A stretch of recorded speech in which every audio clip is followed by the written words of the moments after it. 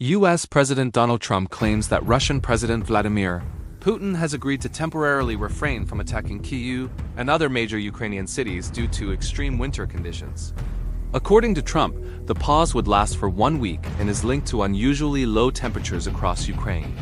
The statement comes amid intensified Russian strikes on Ukraine's energy infrastructure, a strategy repeatedly used during winter periods since the full-scale invasion began in 2022.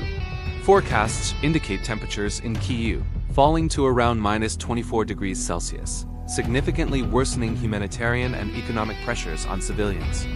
Speaking during a televised cabinet meeting in Washington, Trump said he personally asked Putin not to strike Kyiv and other cities for a week, and that Putin agreed. Russia has not publicly confirmed the existence of such an agreement. Ukrainian President Volodymyr Zelensky welcomed Trump's remarks, calling them an important signal regarding the protection of Ukrainian cities during extreme winter conditions. He added that Ukrainian and American teams discussed the matter in the United Arab Emirates and that Ukraine expects any agreements reached to be implemented in practice. Despite claims of a pause, air raid sirens were triggered overnight into Friday in 4 Ukrainian regions close to the front line. According to Ukraine's Air Force, those areas were targeted by approximately 80 Russian drones and 1 ballistic missile. This suggests that any pause, if it exists, is either geographically limited or not fully observed. Attacks have continued to focus heavily on energy infrastructure, following a pattern established earlier in the war. Russia's campaign against Ukraine's power grid, heating systems, and electricity generation has been particularly aggressive during cold periods, when the impact on civilians is greatest. Millions of Ukrainians have experienced rolling blackouts, often with electricity restored only for short periods. Repair crews work around the clock, but infrastructure is frequently damaged again by subsequent strikes. This has turned energy supply into a central strategic target, both militarily and psychologically.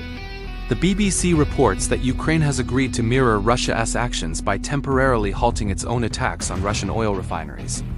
This reciprocal restraint is reportedly part of an effort to reduce escalation during the extreme cold spell. Last week, Russian, Ukrainian, and U.S. officials met in the United Arab Emirates for the first trilateral talks since the war began. All sides described the discussions as constructive, but no formal announcement was made regarding a confirmed pause in hostilities. Trump's comments therefore appear to point toward an informal, limited humanitarian understanding rather than a broader ceasefire. For financial markets, signals of even temporary de-escalation carry limited but notable significance. European energy markets, particularly gas and electricity prices, remain highly sensitive to developments in Ukraine, especially during winter. A short-term reduction in attacks on critical infrastructure could ease the risk of sudden energy shocks. However, the lack of Russian confirmation and continued strikes near the front lines are likely to keep risk premiums elevated. Trump's claim highlights both the continued role of U.S. diplomacy and the uncertainties surrounding informal back-channel arrangements. Without Russian confirmation and with attacks still ongoing, it remains unclear whether this represents a genuine shift in Russian military behavior.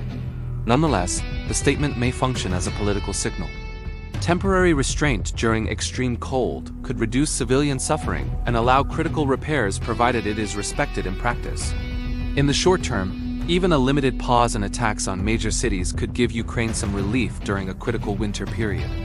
In strategic terms, however, it does little to alter the broader trajectory of the war. The conflict in Ukraine remains defined by high intensity, the weaponization of energy infrastructure, and deep geopolitical uncertainty. Any temporary pause should therefore be viewed as a tactical adjustment rather than a step toward lasting de-escalation.